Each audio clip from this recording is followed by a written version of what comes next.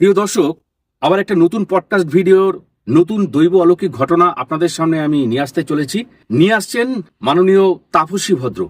দিদির পারিবারিক জীবনটা আধ্যাত্মিক পরিবেশ। বহুদিন ধরেই তিনি এই পরিবেশে মানুষ হয়েছেন, বড় হয়েছেন। এখনকার ব্যস্ততাময় পারিবারিক জীবনেও তার এই আধ্যাত্মিক মহিমাগুলি বারে বারে তার স্মৃতিতে ধরা দেয় এবং এখনো তাকে সেগুলো খুবই অনুপ্রাণিত করে দৈব অলৌকিক ঘটনাগুলি আপনাদের সামনে তুলে আনার জন্য। এবং সেই কারণে উনি বেছে নিয়েছেন সাধক অলৌকিক রহস্য। এবং সাথে সাথে আপনাদেরও বলছি, আপনারাও যারা নিজেদের জীবনে দৈব অলৌকিক ঘটনাগুলি এই চ্যানেলের মাধ্যমে সারা পৃথিবীর, হ্যাঁ দর্শক, সারা পৃথিবীর আধ্যাত্মিক বাঙালিদের কাছে তুলে ধরতে চান, তারা 9875859772 এই হোয়াটসঅ্যাপ নাম্বারে আমার সঙ্গে যোগাযোগ করবেন এবং আপনাদের দৈব অলৌকিক ঘটনাগুলো ভয়েস করে পাঠিয়ে দেবেন, মানে ভয়েস রেকর্ডিং করে পাঠিয়ে দেবেন। এবং সেগুলো শুনে নিয়ে আপনার সাথে আমরা যোগাযোগ করে নেব। তখন আপনি বলবেন আপনার ঘটনা এবং শুনবে এই সারা পৃথিবীর আধ্যাত্মিক বাঙালি। তাপসীদি এসছেন শিয়ালদা থেকে। তিনি তার ঘটনাগুলি আমাকে যখন বলেছিলেন, তার সেই ঘটনাগুলোকে আমার মনে হয়েছে যে দুরকমভাবে তিনি দৈব অলৌকিক ঘটনাগুলির সম্মুখীন হয়েছিলেন। বাস্তবের মাটিতে দাঁড়িয়ে সেটা একটা পর্যায়ে, এবং আরেকটা পর্যায়ে স্বপ্নের মাধ্যমে। দেখুন, স্বপ্নটা অবচেতন মনের বাস্তবতা, এই সম্পর্কে আমাদের মনে কিন্তু কোনো সন্দেহ নেই। স্বপ্ন মানেই যে একটা অবাস্তব তুচ্ছ করার বিষয় তা নয়। অবচেতন মনের বাস্তবতা হলো স্বপ্ন, এবং সেখানে যখন ঈশ্বর ধরা দেন তার একটা আলাদা তাৎপর্য তো অবশ্যই থাকে। তো সেই রকম ঘটনাগুলোর মিশ্রণ নিয়েই আজকে তাপসীদি আমাদের সামনে এসছেন। তাপসীদি, আপনাকে সাধক অলৌকিক রহস্য চ্যানেলে আমি স্বাগত জানাচ্ছি। সাথে সাথে প্রণাম জানাচ্ছি আপনার প্রণম্য গুরুদেব দুর্গাপ্রসন্ন পরমহংস দেবের শ্রীচরণে। কেমন আছেন বলুন? বেশ ভালো, গুরুদেবের ইচ্ছায় ভালোই আছি। আমি প্রথমেই প্রণাম জানাই শ্রী শ্রী দুর্গাপ্রসন্ন পরমহংসদেব, যাকে আমি জীবনে চাক্ষুষ কোনোদিন দেখিনি, কিন্তু স্বপ্নে বহুবার দেখেছি। বহুবার গুরুদেব বহুভাবে আমাকে উপকৃত করেছে। তারই গুরুবন্দনা দিয়ে আমি শুরু করতে চাই। ওং অজ্ঞানতিমিরন্ধস্য জ্ঞানাঞ্জন শলাকায়া চক্ষুরুন্মিলিতং তস্मै যেন শ্রী গুরুবে নমঃ। ওং অখণ্ডমণ্ডলকারং ব্যক্তো যেন চরাচরম তৎপদং দর্শিতং তস্मै যেন শ্রী গুরুবে নমঃ। গুরু ব্রহ্মা গুরু বিষ্ণু গুরুদেব মহেশ্বর গুরুদেব পরম ব্রহ্ম তস্मै যেন শ্রী গুরুবে নমঃ। তমেব মাতা চ পিতা তমেব তমেব বন্ধুশ্চ সখা তমেব তমেব বিদ্যা দ্রবিণং তমেব তমেব সর্ব দেব মম মম। ওং ব্রহ্মানন্দ পরম সুখদং কেবলম জ্ঞানমূর্তিম দ্বন্দ্বাতীতং গগন সদৃশং তত্ত্ব সমাধি লক্ষমম। ওং একং নিত্যং বিমললোচং সাধ্যি সাক্ষীভূতং ভবাতীতং ত্রিগুণরহিতং সদ্গুরু তং নমামি। ওং নিত্যং শুদ্ধং নিরভস্যং নির্বিকারং নিরঞ্জনম নিত্যবোধ চিদানন্দ গুরু ব্রহ্ম নমঃ নমঃ। ওং নরকার পরম ব্রহ্ম রূপায় জ্ঞান হরিণে আত্মজ্ঞান প্রদানেন তস্मै শ্রী গুরুবে নমঃ। আপনি তো অবশ্যই গুরুদেবের যে অলৌকিক মহিমা আপনার জীবনে কিভাবে বারে বারে এসছে সে ঘটনা অবশ্যই শোনাবেন। তার সাথে সাথে আমাদের সনাতন হিন্দু ধর্মের যে এক সুগভীর ঐতিহ্য, তাতে গুরুদেবদের যে অপার মহিমা, তার সাথে সাথে অন্যান্য দেবদেবীরাও আমরা হিন্দু হিসাবে, হিন্দু ধর্মের মানুষ হিসাবে তাদের প্রভাবটাও কিন্তু অস্বীকার করতে পারি না। সেই বিষয়গুলো সহ আপনার ঘটনা এবার আমরা প্রবেশ করব। গুরুদেব শ্রী দুর্গাপ্রসন্ন পরমহংসদেব ধরুন 76-77 সাল হবে, হয়তো তারও হয়তো আগে হতে পারে, উনি দেহ রেখেছেন। তারপরে তা আমার বিয়ে হয়ে গেছে, সেইভাবে আর অত হয়নি। 2003 সালে আমার ছেলের আইসিএসসি পরীক্ষা ছিল। তা আইসিএসসি পরীক্ষা সেদিন ছিল ওর অঙ্ক পরীক্ষা। সেদিন সকালবেলা আমি বিছনা থেকেই উঠতে পারছি না, খুব শরীর খারাপ। এবার আমার হাজব্যান্ডকে বললাম যে তুমি আমাকে ছেলেকে নিয়ে যাও স্কুলে। ছেলে, আমরা থাকতাম শিয়ালদায়, ছেলে পড়তো সল্টলেক ইংলিশ মিডিয়াম স্কুলে, বেশ অনেকটাই দূরত্ব। এবার ছেলেকে বলেছি, বলে আমি শুয়ে আছি, শুয়ে আমি ঘুমিয়ে গেছি, মানে হালকা ঘুমিয়ে গেছি। ঘুমিয়ে স্বপ্ন দেখছি যে আমি ছেলেকে নিয়ে স্কুলে গেছি, এবং স্কুলে গিয়ে আমরা একটা সল্টলেকে তো বেশ বড় বড় সব বাড়ি থাকে, একটা বাড়ির সিঁড়িতে বসে থাকতাম। এবার সিঁড়িতে বসে রইলে সিঁড়ির পরে দরজা থাকতো, হ্যাঁ, ওই দরজাটা আমরা কোনোদিনও খোলা দেখিনি, বা ওই বাড়ির কোনো সদস্যকেও আমি কোনোদিনও দেখিনি। এবং পরে আমি মানে জেনেছিলাম যে ওইখানে একজন ডাক্তার মহিলা এবং ডাক্তার হাজবেন্ড থাকতেন, তাদের আমরা কোনোদিনই দেখিনি। কিন্তু সেই দিন স্বপ্নে আমি দেখছি যে ওই দরজাটা খুলে এক মহিলা একটা বাটায় করে দুটো নকুলদানা নিয়ে এসে আমাকে বললো, নে খা, প্রসাদ খা। তখন আমি বললাম যে কি পুজোর প্রসাদ মাসিমা? তখন বলছে ঘরে এসেই দেখ। তারপরে আমি উঠে ঘরে গেলাম, কোনোদিন কিন্তু দেখিনি খোলা। হ্যাঁ, আমি উঠে ঘরে গেলাম, ঘরে গিয়ে দেখলাম আমাদের দুর্গাপ্রসন্ন পরমহংসের ছবি। আমি বললাম এ তো আমারই গুরুদেব। বলে আমি নমস্কার করলাম, নকুলদানা দুটো খেলাম। খাওয়ার পরেই আমার ঘুমটা ভেঙে গেল। তারপরে মনে হলো যে বেশ আমি অনেকটাই সুস্থ। হ্যাঁ, আমি চট করে উঠে পড়লাম, উঠে গিয়ে আমি যে আমার হাজবেন্ডকে বললাম যে আমি নিয়ে যাব, কেননা আমার ছেলে খুব প্রেফার করতো যে মা নিয়ে যাক। ওর একটা ধারণা ছিল যে মা নিয়ে গেলেই পরীক্ষা ভালো হবে, অনেকেরই থাকে এটা। এরকম ওর একটা ধারণা ছিল।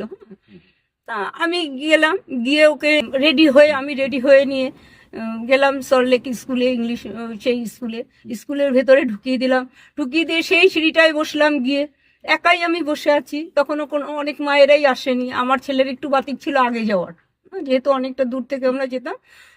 মা আগে যাবো, ঠিক আছে চলো। তারপরে গিয়ে আমি বসে গুরুদেবেরই জপ করছি। হ্যাঁ, গুরুদেবেরই মন্ত্রটা জপ করছি। জব করতে করতে একটা মা আসলো, এসে আমাকে বললো, জানিস কি হয়েছে কালকে? আমি বলছি কি হয়েছে? বলছে যে কালকে এরকম তিনটে মানে আমাদেরই বন্ধু, ওদের ছেলেরা তিনজনকে পরীক্ষার হলে বসিয়ে দিয়ে ওরা সিনেমায় চলে গেছিল, কেউ অ্যাডমিট কার্ড আনেনি। এবং ওই আমরা প্রিন্সিপাল অনেক খোঁজাখুঁজি করেছে, মাইক নিয়ে অ্যানাউন্স করেছে, তারপরে পরীক্ষার শেষে ওদের খুব বকা দিয়েছে। এবার এসব বললাতেই আমার মাথায় কেমন স্ট্রাইক করলো যে আমার ছেলে এনেছে তো। আমি তাড়াতাড়ি উঠে, ওকে আর কিছু বললাম না, আমি তাড়াতাড়ি উঠে মানে দৌড়ে চলে গেলাম। চলে গিয়ে দেখি তখন সবে লাইন করে ভেতরে ঢোকাচ্ছে ছেলেদের। তার আমি গিয়ে বললাম যে তোমার অ্যাডমিট এনেছো? তখন ও চেক করে দেখলো অ্যাডমিট আনেনি। এবার অ্যাডমিট আনেনি, আমি সেখানেই দাঁড়িয়ে, প্রিন্সিপাল ছিল, সঙ্গে সঙ্গে প্রিন্সিপালকে বললাম, ম্যাম ও অ্যাডমিট আনেনি, আমি অ্যাডমিট আনতে যাচ্ছি, আমি এনে ওকে আপনাকে দিয়ে দেবো, আপনি ওকে পরীক্ষায় বসতে দেবেন। ম্যামকে রিকোয়েস্ট করে সাথে সাথে তখনই ট্যাক্সি নিয়ে শিয়ালদায় আসলাম। এসে বাড়িতে ট্যাক্সি ছেড়ে দিয়ে বাড়িতে এসে অ্যাডমিট নিয়ে গেলাম। নিয়ে গিয়ে আবার সেই ম্যামের মানে প্রিন্সিপালের কাছে অ্যাডমিট দিয়ে সেই সিঁড়িটাতেই বসে রইলাম। যেটা স্বপ্নে দেখেছেন? স্বপ্নে যে আমরা ওখানেই বসি প্রতিদিনই, পরীক্ষা হলে ছেলেদের পরীক্ষা দিয়ে আমরা ওখানেই মায়েরা বসে গল্প করতাম। হ্যাঁ, তারপরে পরীক্ষা হয়ে গেলে তারপরে আমরা নিয়ে চলে আসতাম যার বাড়িতে। ওখানে সেই সিঁড়িটাতেই বসে আছি, দরজা টরজা কোনো খোলা না, মানে বন্ধ, কোনোদিনই আমি খোলা দেখিনি। স্বপ্নে শুধু আমি খোলা দেখেছি দরজাটা। তারপরে পরীক্ষা হয়ে গেল, আমি আবার অ্যাডমিট নিয়ে সেই স্কুলে ম্যামের কাছে জমা টমা দিলাম, ছেলের পরীক্ষা দিয়ে বেরোলো, তারপরে আবার নিয়ে চলে আসলো। এটাকে আপনারা দর্শক বন্ধুরা বলবে, যা বলবে। আপনি তো এটা সত্যি কথা বলতে, ওই যখন কিনা পরীক্ষার অ্যাডমিটটা সঙ্গে থাকে না, কোনো কারণে ভুল হয়ে যায়, মানে সেই যে কি টেনশন, এবং সেই টেনশনে আর কিছু তালগোল পাকিয়ে যায় না, আমি একদম মানে সঙ্গে সঙ্গে ওই এটা নিয়েই ট্যাক্সি নিয়ে এসেছি। আর শিয়ালদায় আমাদের খুব ট্যাক্সিটা পাওয়া যায়, হ্যাঁ, এটা অসুবিধা নেই। অবশ্যই। এবং আপনাকে যে দেখুন দুর্গাপ্রসন্ন পরমহংসদেব ওই যে স্বপ্নে দিলেন, যে ওটা একটা রেমেডি বলতে পারবো, বলা উচিত। আপনি যে ওখানে কষ্ট পান, যে কোনো কারণেই হোক, আপনার শারীরিক কষ্ট রয়েছে, সেটা কিন্তু অনুভব করেছেন, আপনি জব করেন, সেই যোগাযোগটা তার সাথে আপনার সব সময় রয়েছে, এবং স্বপ্নে কিন্তু আপনাকে উনি সহায়তা করলেন অলৌকিকভাবে। তা সুতরাং এটা একটা বড়ই একটা সত্যি আশ্চর্যজনক ঘটনা। আচ্ছা, তারপরে আর কি কি ঘটেছে? এবার 2003-এর ওটা ঘটনা। 2005-এ আমার ছেলে মানে আইএসসি পরীক্ষা দিল, ইংলিশ মিডিয়াম বোর্ড, আইএসসি দিল। আইএসসি দেওয়ার পরে কলকাতা ওয়েস্ট বেঙ্গল জয়েন্টে বসে ফিউচার ইঞ্জিনিয়ারিং কলেজ সোনারপুরে ইলেকট্রিক্যাল ইঞ্জিনিয়ারিংয়ে পেয়ে গেল। ওখানে ভর্তি করে দিলাম, ওখানে পেয়েছিল। এবার ওখানে মাস দুয়েক যাওয়ার পরে ওর আর ওই কলেজ ভালো লাগছে না। এবার বলছে, মা আমি আর এখানে পড়বো না। ওর বাবাকেও বলেছে আমি আর এই কলেজে পড়বো না, আমি অল ইন্ডিয়া মানে AITPL বলে, অল ইন্ডিয়া ইঞ্জিনিয়ারিং, হ্যাঁ ওটা জয়েন্টটা দেবো, দিয়ে আমি বাইরে পড়বো। আচ্ছা, আচ্ছা। হ্যাঁ এবার ওর কি মাথায় চেপেছে জানি না, কারণ ওর বাবা বলছে তাহলে তুমি এই ইঞ্জিনিয়ারিংটা ছেড়ে দাও, হ্যাঁ আমি একটা কোচিংয়ে ভর্তি করে দিই, দুটো একসঙ্গে করো। দুটো একসঙ্গে হবে না, একটা ছেড়ে দাও একটা করো। হুম। ছেলে তা ছাড়বে না যদি তো ওটাই না পাই। হ্যাঁ। এবার ও দুটো একসঙ্গে শুরু করলো। এবার ওর খুব চাপ হতো, যাই হোক AITPL দিল, ওটা পেয়েছে, র্যাঙ্কটা একটু পেছনের দিকে ছিল। তা দুর্গাপুর থেকে কাউন্সিলিংয়ে আমাদের ডাকলো। তা দুর্গাপুরে আমরা এর আগে কোনোদিন দুর্গাপুর ট্যুর যাইনি, হ্যাঁ তেমন কোনো কেউ নেই জানাশোনা। আমার এক বোনঝি থাকতো, আমার বড়দির বড় মেয়ে থাকতো, ওদের বললাম, তা বোনঝি জামাই এসে আমাদের দুর্গাপুর স্টেশন থেকে নিয়ে যায় এবং ওর বাড়িতে গিয়ে আমরা উঠি। তারপরে ও দুপুরবেলা ওদের বাড়িতে খাওয়া দাওয়া করে গেলাম NITর কলেজটা দেখতে দুর্গাপুরে। দেখে টেকে আসলাম বিকেলবেলা, মানে পরের দিন তো কাউন্সিলিংটা হবে, আগের দিনই কলেজটা দেখে আসলাম। আমার হাজব্যান্ড বললো আগের দিনই দেখে আসো, তাহলে সুবিধা হবে, সকালবেলা গিয়ে হাতড়াতে হবে না। তারপরে পরের দিন সকালবেলা আমরা, ওর বাড়িতে জায়গা কম ছিল বলে আমরা হোটেলে ছিলাম রাতে। দুপুরবেলা ওর বাড়িতে খাওয়া দাওয়া করে রাতে আমরা হোটেলেই খেয়েছি। আমরা বলেছি আর যাবো না, রাতে হোটেলে খেয়ে হোটেলে ছিলাম। তারপরে ওখান থেকে আবার সকালবেলা উঠেই আমরা গেলাম আচ্ছা। সেই কলেজে কাউন্সিলিংয়ে দেখলাম বিশাল লাইন। যাই হোক লাইন টাইন দিয়ে যখন নাকি সামনে গেলাম, তখন যেসব সাবজেক্টগুলো ছিল হুম। আমার ছেলে সেগুলো নিয়ে পড়বে না। আচ্ছা। মেটালজি, বায়োটেকনোলজি, এই সমস্ত সাবজেক্টগুলো ছিল, আমার ছেলে ওইসব পড়বে না। তো ওরা ওখানে, ও যখন কাউন্সিলিংয়ে গেল তখন ওরা বললো তুমি তোমার যেই কলেজগুলো ভালো লাগে তুমি সেগুলো একটা ফর্ম ফিল আপ করে যাও। হ্যাঁ ফর্ম দিল ওরা, হ্যাঁ সেই সাবজেক্টটা আমরা চুজ করব, শুধু কলেজটা তুমি চুজ করবে, হ্যাঁ এরকম একটা কন্ডিশন দিয়ে ফর্ম ফিল আপ করে দিল। আর তার আগে একটা কথা বলি, যখন আমরা দুর্গাপুরে যাই সকালবেলা ট্রেনটা ছিল, হ্যাঁ সকালবেলা শিয়ালদা থেকে ট্রেনটা ছিল সকালে। তা যাওয়ার সময় আমি গুরুদেবকে শুধু একটা কথাই বলেছি, বাবা তোমার যা ভালো লাগে, তোমার যেটা ভালো মনে হয় তুমি সেটা করবে, আমি তোমার কাছে কিছু চাইবো না। গুরুদেবকে বলে চলে গেলাম। আর আমার ছেলেকে বললাম নমস্কার করে যাও গুরুদেবকে। ছেলেও নমস্কার করলো, ও কি চাইলো আমি জানি না। আমি শুধু একটাই কথা বলেছি, বাবা তোমার যেটা ভালো লাগে তুমি সেটা করো, আমি তোমার কাছে কিছু চাইবো না। তো চলে গেছি। তো ওখানে গিয়ে তো মনক্ষুণ্ণ হয়ে আসলাম, কলেজে হলো না, মানে সেইভাবে কিছু হলো না। মনটা একটু ভেঙে গেল। হ্যাঁ মনটা ভেঙে গেল। বাড়ি এসে খুব, মানে আমার ছেলে তো খুব, মানে ওরও খুব একটা অসুবিধা হচ্ছে আমি ফিল করতে পারছি, আর আমারও তো হচ্ছে। হ্যাঁ তারপরে আমি গুরুদেবের কাছে বসে শুধু কেঁদেছি, আর কিছু বলিনি। কেঁদেছি যে তুমি এটা কি করলে। যাই না, ফটোটার দিকে যখনই তাকাই মনে হচ্ছে গুরুদেব হাসছে, আমি কাঁদছি গুরুদেব হাসছে। যাই হোক এইভাবে গেল। ওরা একটা বলেছিল যে অনলাইনে একটা ডেট দিয়ে দিয়েছিল, দুটো ডেট দিয়ে দিয়েছিল যে অনলাইনে ওরা এই তুমি দেখবে তোমার নাম সিলেক্ট হয় কিনা। তারপরে এসছে, এখানে এসে তো ছেলে, না আমাকে সেকেন্ড ইয়ারে ভর্তি করে দাও, ফার্স্ট ইয়ারে পাস করে সেকেন্ড ইয়ারে ইলেকট্রিক নিয়ে আমাকে ভর্তি করে দাও, ওখানে আমি পাবো না।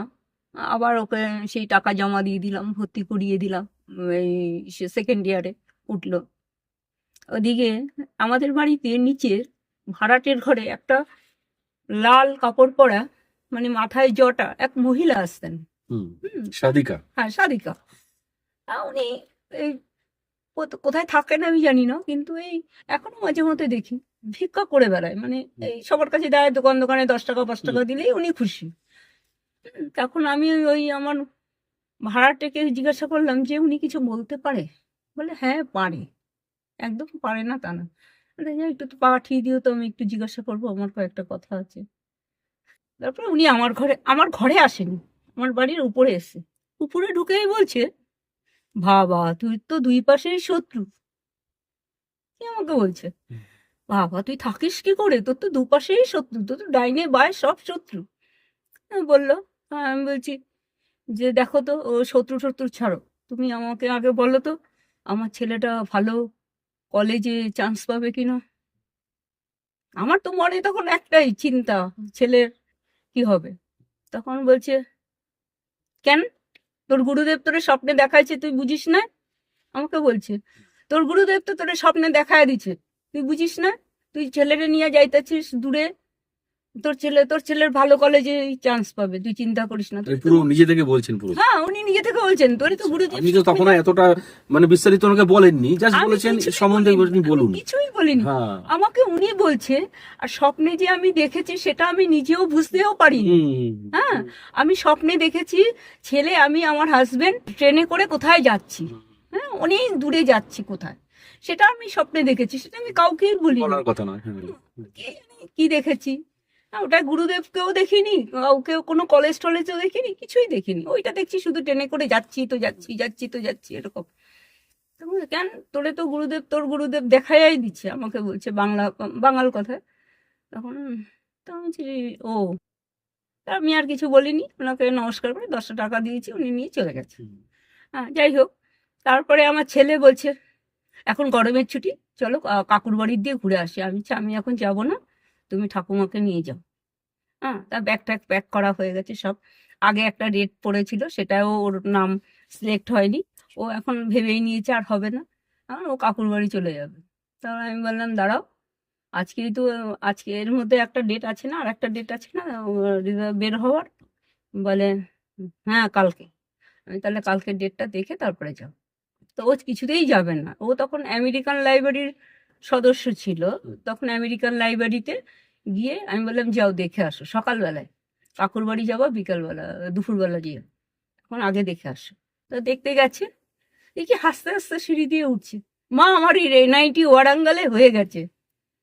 আমি এনআইটি ওয়ারাঙ্গালে চান্স পেয়ে গেছি, মানে অন্ধ্রপ্রদেশের, হ্যাঁ। ওইটা ইন্ডিয়ার মধ্যে 1 নম্বর কলেজ। আচ্ছা আচ্ছা। ওখানে চান্স পেয়ে গেছি, খুব আনন্দ না, সিঁড়ি দিয়ে একদম করতে করতে উঠছে। সঙ্গে সঙ্গে বললো, বাবা টিকিট কাটো, মানে সেদিন হয়তো শুক্রবার ছিল, সোমবার ভর্তি লাস্ট ডেট, এরকম ব্যাপার। মানে ওই কাকুর বাড়ি যাওয়ার ব্যাগ ঠ্যাগ খুলে ফেলে দিয়ে সব তখন এনআইটি ওয়ারাঙ্গালে যাওয়ার প্রস্তুতি। হ্যাঁ, এবার আমার হাজবেন্ড সঙ্গে সঙ্গে গেল শিয়ালদায় টিকিট কাটতে, পেয়েও গেল টিকিট, স্লিপার রিজার্ভেশন পেয়েও গেল, একদিনে। এটা তো খুব রেয়ার। হ্যাঁ, একদিনে টিকিট। তখন আমরা এসিটিসি দাদা ওইসব ভাবার মতো নেই, এখন আমার ছেলে নিয়ে যায়, কিন্তু তখন এসিটিসি ভাবি না। হ্যাঁ, তখন স্লিপার কোচে আমরা গেছি, সেই চলে গেলাম। এবং তখন যখন যাচ্ছি, তখন আমি ভাবছি যে স্বপ্নে তো এইসব রাস্তাগুলোই আমি দেখেছি।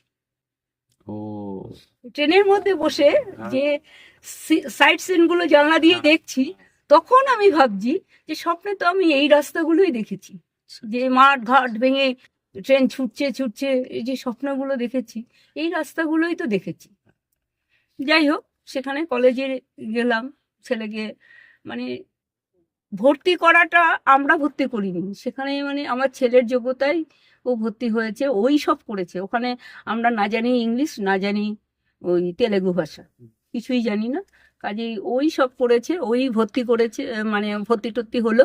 আর ওখানে টিচারগুলো প্রচণ্ড অমায়িক এবং ভালো, মানে কি বলবো, আমার ছেলেকে ডেকে ডেকে বলছে, শোনো এদিকে আসো, তোমার বাবা মা কোথায় থাকবে, তুমি আগে যাও বাবা মার জন্য গেস্ট হাউস বুক করো, তুমি থাকবে মেসে, তোমার জন্য মেস বুক করো।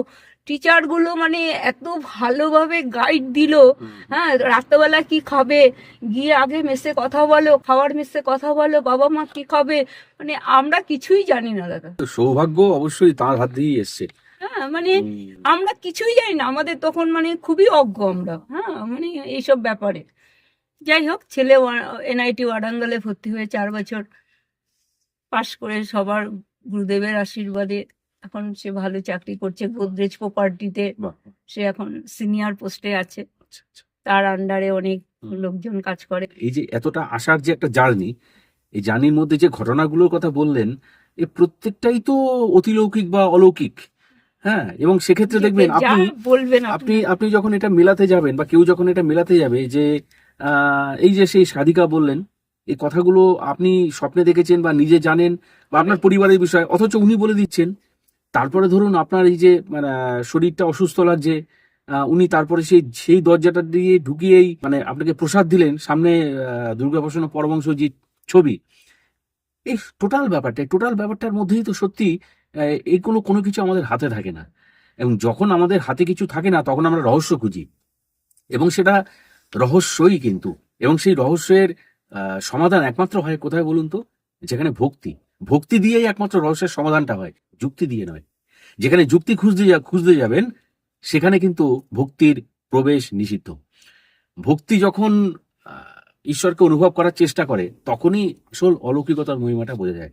আমাদের বাড়িতে মানে আমার উপরে 5টা রুম, নিচে 5টা রুম, কিন্তু যখন আমার শ্বশুর শাশুড়ি বাড়িটা কিনেছে তখন ভাড়াটে শুদ্ধ কিনেছে। মানে তখন 2টো রুম খালি ছিল অনলি। তখন তারপরে তখন ওনারা ভেবেছেন যে আমার ছেলেরা তো ছোট, 2টো রুমেই হয়ে যাবে, আর ভাড়ার টাকায় সংসার চলে যেত। তখনকার দিনে নাকি 35 টাকা ভাড়ায় সংসার চলতো, জানি না। তারপরে আমরা একটা রুম খালি করিয়েছি, 3টে রুম হলো, আরো 2টো রুম ছিল উপরে। সেই 2টো রুমের মধ্যে একটা রুমের সাথে মানে ওনার ভদ্রলোক ভদ্রমহিলা ভালো ছিলেন, তারা চলে গেলেন। চলে গিয়ে মেয়েকে রেখে গেলেন। মেয়ে ছিলেন মানে কি বলবো দাদা, বিশ্ববিখ্যাত ঝগড়াটে। আচ্ছা, হ্যাঁ, এবার তার সঙ্গে তো থাকা খুবই মুশকিল, পায়ে পা দিয়ে সবসময় ঝগড়া করতো। আমার হাজবেন্ড কেস করলেন। আর কেস করলে যা হয়, কেস ওদের যে উকিল নিল সেই উকিলও সেরকম, মানে ওর মতোই। এবার আমাদের উকিল একটু শান্ত টাইপের। তো কিছু দূর কেসটা গড়ানোর পরে আমার শাশুড়ির হিয়ারিং আসলো। প্রথমে একদিন শাশুড়ির হিয়ারিং আসলো। শাশুড়ির তখন 80-85 মতো বয়স, অনেকটাই বেশি। হ্যাঁ। শাশুড়ির হিয়ারিং আসলো। এবার শাশুড়িকে প্রথম দিন নিয়ে গেলাম, বলল যে উনি অসুস্থ, আসেননি। উকিলবাবু ওর জুনিয়রকে দিয়ে একটা লিখিয়ে পাঠিয়ে দিয়েছিল, কিন্তু আমরা শুনতে পাচ্ছি যে অন্য ঘরে উনি কাজ করছেন। এই ঘরে একটা চিঠি পাঠিয়ে দিলেন, উনি অসুস্থ, আসবেন না। হিয়ারিংটা ক্যান্সেল হলো, আমরা চলে আসলাম। চলে এসে আবার ডেট পড়লো, আবার আর পরের দিন গেলাম। তখন উকিলবাবু আবার, ওদের উকিলবাবু আবার একটা দিলেন, আমার বউয়ের পা ভেঙে গেছে, সিঁড়ি দিয়ে পড়ে গিয়ে পা ভেঙে গেছে, কাজেই আমাকে ডেট দেওয়া হোক, আমি করতে পারবো না। ওদের জুনিয়রকে দিয়ে এরকম আমাদের উকিলরা হাসাহাসি করছে যে মিথ্যা কথা সবই। যাই হোক, তারপরে একদিন ডেট পড়লো, 3 দিনের দিন। শাশুড়িকে নিয়ে আমি, আমার হাজব্যান্ড গেলাম। গিয়ে তারপর সেদিন মানে হিয়ারিংটা হবে। সেদিন আর জাজ শুনবে না, হিয়ারিংটা হবে। শাশুড়ি যখন কাঠগড়ায় দাঁড়ালো, এবার ওদের উকিলটার খুব গলা, শাশুড়িকে খুব ধমকাচ্ছে চমকাচ্ছে, আপনার নাম কি, আপনি এই বাড়ি কেনার আগে কোথায় ছিলেন, হ্যাঁ না তেনা, হ্যাঁ, তা সেই বাড়ির ঠিকানা বলেন, এসব বলছে। তখন আমি গুরুদেবকে খুব ডাকছি, হে গুরুদেব, কিছু একটা বার করো। আমার শাশুড়িও কিন্তু খুব মানে অত বয়স হলেও মনের জোরটা ভালো, মনের জোরটা আছে, হ্যাঁ, উনি ভাঙছে না। কিন্তু আমার হাজবেন্ড হলে ভেঙে যেত, কিন্তু উনি ভাঙছে না। আমার হাজবেন্ড তো পায়চারি করছে, আমি গুরুদেবকে ডেকে যাচ্ছি। এমন সময় দাদা, মানে পুরো মিরাক্কেল, একটা উকিল আসলেন, হ্যাঁ, মানে তার সঙ্গে ওনার আরো প্রায় 8-10 জন জুনিয়র, মানে আকস্মিক ভাবে হঠাৎ করে, হ্যাঁ হঠাৎ করে, মানে ওনার সঙ্গে আরো 8-10 জন জুনিয়র নিয়ে উনি ঢুকে গেলেন। উকিলটা ঢুকেই আমার শাশুড়িকে হিয়ারিংটা দেখেই উনি একটা চেয়ার এনে, সঙ্গে সঙ্গে একটা চেয়ার টেনে এনে আমার শাশুড়িকে বললেন, মা আপনি বসুন। হ্যাঁ, আপনি একটা বয়স্ক মানুষের সঙ্গে এভাবে হিয়ারিং করছেন বলে ওদের উকিলকে খুব ধমক দিলেন। হ্যাঁ, ওই উকিলটা মানে যিনি কি আমাদের হেল্প করছে, তখন ওই উকিল বলছে, আপনি কোথা থেকে আসলেন, আপনি তো এই কেসের সঙ্গে জড়িত না। হ্যাঁ, তখন ওই উকিলটা আমার দিকে তাকিয়ে বলছে, উনি আমাকে অ্যাপয়েন্টমেন্ট করেছে। আমার হাজবেন্ড কিন্তু পাশে বসা, আমি কোনোদিনই কোর্টে যাই না। হ্যাঁ, শুধু আমার শাশুড়ি মা গেছে বলে, তার সঙ্গে যদি উনি বয়স্ক মানুষ যদি প্রয়োজন পড়ে না, তার জন্য আমি গেছি, কোনোদিনও ওনার সঙ্গে যাই না, আমি। বলছে উনি আমাকে অ্যাপয়েন্টমেন্ট করেছেন। আমি এবার আপনি জর্জকে বলুন যে আপনি আমাকে অ্যাপয়েন্টমেন্ট করেছেন। আমি জর্জের কাছে হাত জোর করে বলছি, শুধু মাথা নাড়াচ্ছি, আমি আর মানে আমার মুখ দিয়ে কোনো কথাই সরছে না। হ্যাঁ, আমি শুধু মাথা নাড়াচ্ছি যে হ্যাঁ আমি করেছি, এরকম মাথা নাড়াচ্ছি আর হাতটা জোর করে রেখেছি। হ্যাঁ, তখন ওদের উকিল আর কিছু বললো না। হ্যাঁ, তারপরে উনি বললেন যে এত বয়স্ক মানুষ, দেখবেন জজকে বললেন আজকেই যেন হিয়ারিংটা কমপ্লিট করে, আর কোনো ডেট দেবেন না ওনাকে। হ্যাঁ, আর তারপরে যেই সব মানে প্রশ্ন করলো, ওদের উকিলটা ওনাকে দেখে যেন একদম মানে হয়ে গেল, মানে না, অবাক হয়ে গেছে। না, ওনার অত গলা, সে যেন একদম চুপসে গেল। চুপসে গিয়ে প্রপার ভাবে সে কাজটা করলো। এবার প্রপার ভাবে কাজটা হয়ে গেল। তারপরে সেই দিনের অংশে তো আমরা জিতলাম এবং কেসটাও আমরা জিতলাম। পরবর্তীকালে পরবর্তীকালে অনেকদিন মামলাটা চলেছিল, তারপর সেই কেসটাও আমরা জিতলাম। জেতার পরে তারা ভদ্রমহিলা চলে গেল। হ্যাঁ, পরের অংশটা বলছি। এমন কিছু একটা ঘরে ভৌতিক কিছু একটা রেখে গেল, হ্যাঁ, যেটা আমরা ওই ঘরটা মানে ও চলে যাওয়ার পরে আমরা জানতাম যে কিছু অসুবিধা করবে ও। হ্যাঁ, আমরা পুরো প্লাস্টার ছাড়িয়ে, প্লাস্টার করে, রং করে, ইলেকট্রিক সমস্ত কাজ করে একদম ঘরটাকে নতুন করে হ্যাঁ করে নিলাম। ওই ঘরটা আর একটা, তার সঙ্গে আর একটা ঘর ছিল, দুটো ঘর একসাথে একদম আমার রান্নাঘর টর করে, মানে ওদের দুজনের রান্নাঘর আর ঘর দিয়ে 3টে রুম আমরা বার করে একদম সুন্দর করে করলাম। এবার কি হয়, আমার বড়দি গেছিল আমাদের বাড়িতে, ছিলেন ওই ওই রুমটা না, তার পাশের রুমটায় থাকতে দিয়েছি, আর আমি তার এপাশে থাকলাম। বললাম না 5টা রুম আছে, তার আমার পাশের রুমে আমার শাশুড়ি থাকতো, তারপরে আমার যা থাকতো। এবার আমার বড়দি বলছে, বোন তোর ওই ঘরে ভৌতিক কোনো ব্যাপার আছে? আমি বলছি, কেন? বলছে রাত্রবেলা ওই ঘরের মধ্যে কিরকম একটা আওয়াজ হয়, মচ করছিল, কে যেন হেঁটে বেড়াচ্ছিল। তারপরে কে যেন মনে হচ্ছিল কড়াইতে কিছু ভাজছে। হ্যাঁ, কিরকম পট আওয়াজ হচ্ছে। হ্যাঁ, একটা মাংস পোড়া গন্ধ বেরোচ্ছে। এইসব আমার বড়দি বলল। তারপরে আমরাও একদিন রাত্রেবেলা বাথরুম করতে উঠেছি, আমার হাজব্যান্ড আমি, তখন মনে হলো কি যে একটা লাইট ভেঙে পড়লো, এরকম আচ্ছা, একটা আওয়াজ হলো। মানে দেয়াল থেকে খুলে পড়লে যেরকম। না, একটা যে লাইট বাস্ট করলে যেমন ও, আওয়াজ হয়, আচ্ছা আচ্ছা, লাইট টাইট বাস্ট করলে হ্যাঁ, একটা আওয়াজ হয় না, হ্যাঁ। এরকম একটা আওয়াজ হলো। তা আমি আমার হাজবেন্ডকে বললাম, দেখো তো ওই ঘরে, তালা খুলে ওই ঘরে গেল, কোনো কিচ্ছু না, পরিষ্কার। হ্যাঁ, নতুন ঘর সব করা। তা আমি বললাম যে ঠিক আছে, এই ঘরে আমি গুরু পূজা করব। ফার্স্ট শুরু করলাম গুরু পূজা করলাম।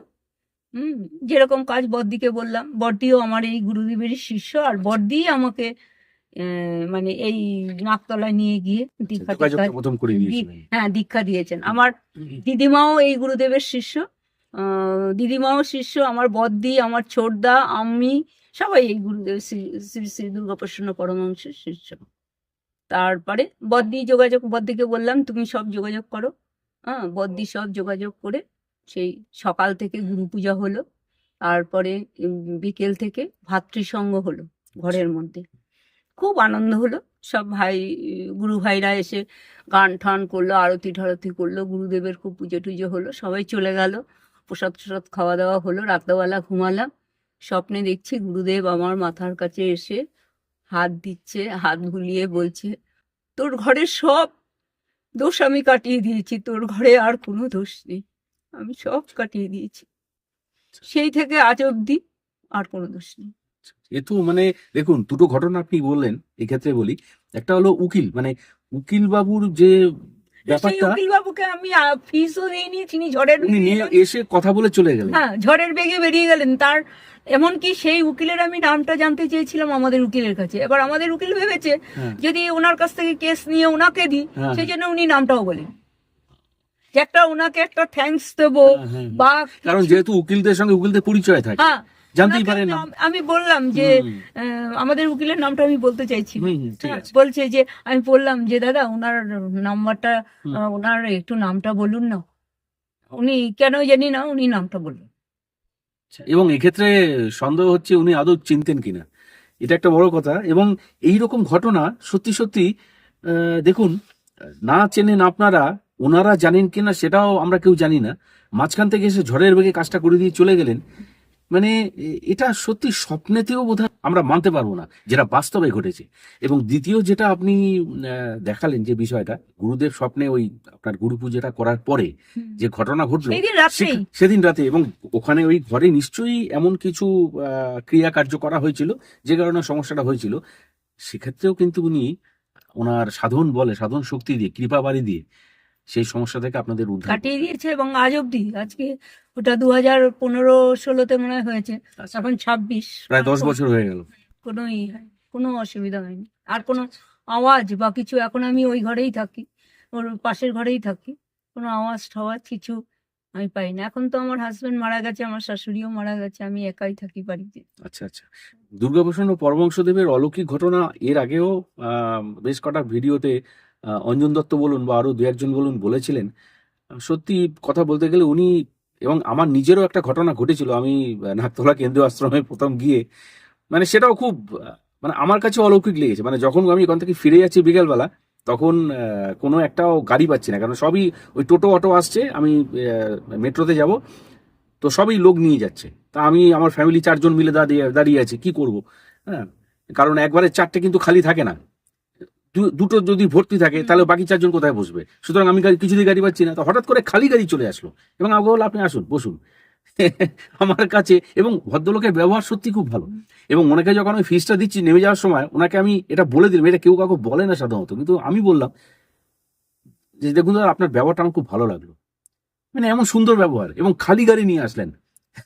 আমি তো ওনার শিষ্যও নই, হ্যাঁ, ওনার হয়তো ওনার কথা কোনোদিন কোনো ভিডিওতে বলেছি বা এই ধরনের কাজকর্ম করি টুকটাক যতটা পারি, কিন্তু ওনার কৃপা থেকে কিন্তু আমিও বঞ্চিত হইনি। শুনুন, আর একটা কথা বলছি, এটা এটা কিন্তু আমার ইসের লেখা নেই, তাও আমি বলছি। হ্যাঁ, বলুন। আমাদের এরকম একটা গুরু ভাই ভিডিও করেছিল গুরুদেবকে নিয়ে।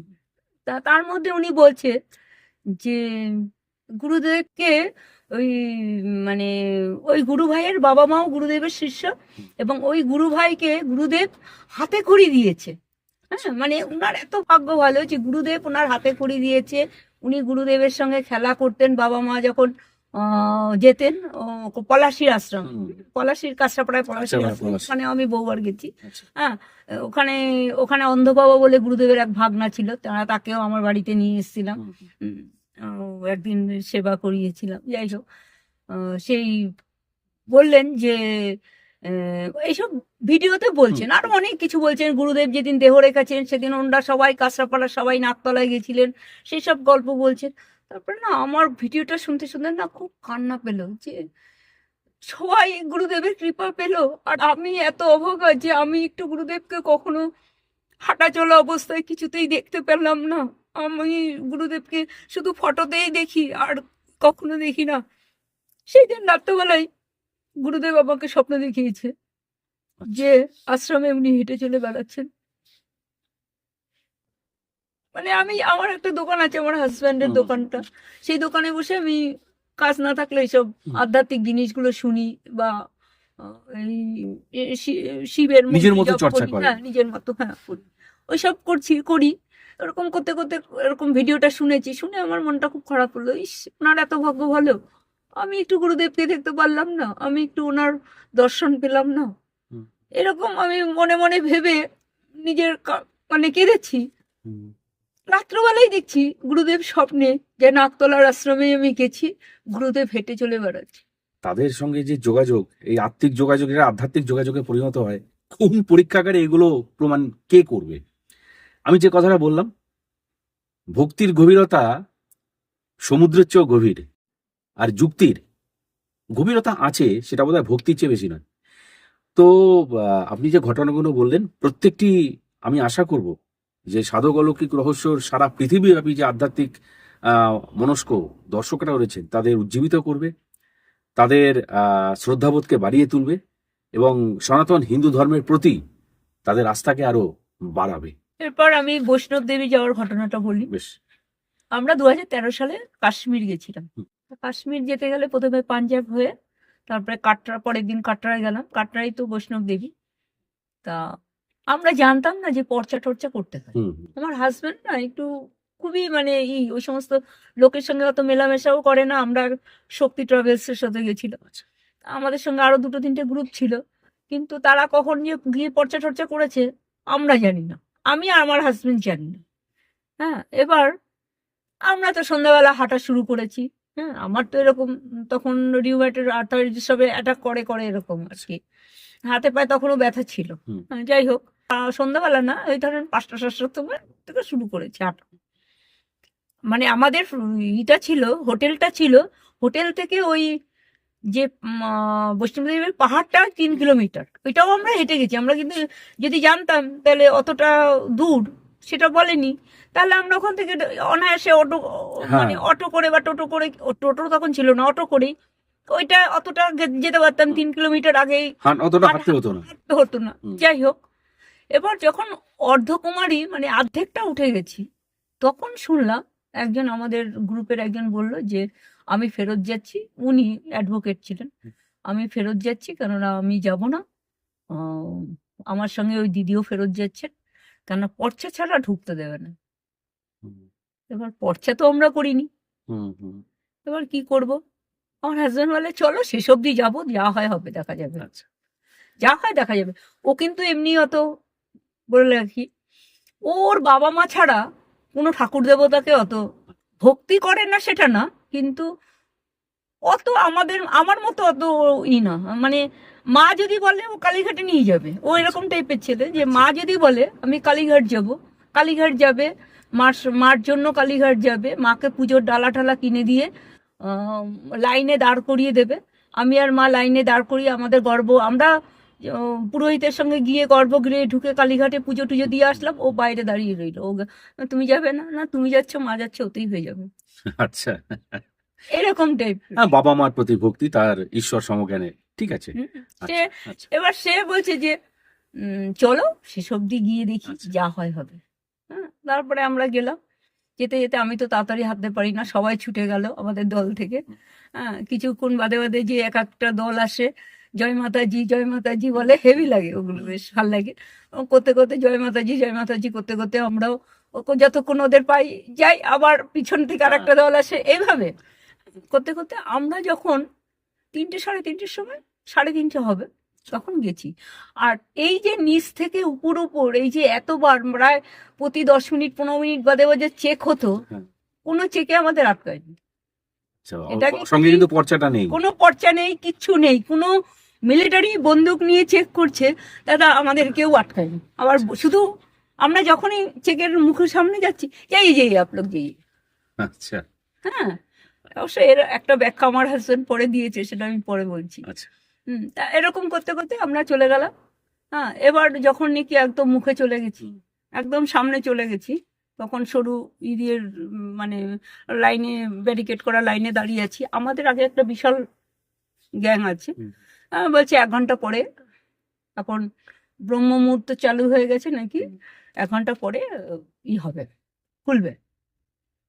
আমরা দাঁড়িয়েছি, আমাদের আগে অনেকগুলো আছে, এর মধ্যে বলছে 2 আদমি আয়েগা, ওই হিন্দিতে। ভেতর থেকে বলছে। হ্যাঁ, ভেতর থেকে, মানে ইসে বলছে, মিলিটারি, আচ্ছা, আচ্ছা। সামনে তো মিলিটারি সব দাঁড় করা। না, বলছে 2 আদমি আয়েগা, 2 আদমি যাইয়ে। ওরা একটা গ্রুপ, ওরা তো গ্রুপ ছেড়ে কাউকে যাবে না। তো আমরা পিছনে 2জন ছিলাম। আমরা বললাম, আমার হাজবেন্ড তাড়াতাড়ি আমার হাত ধরে টেনে বলছে চলো চলো আমরা যাই।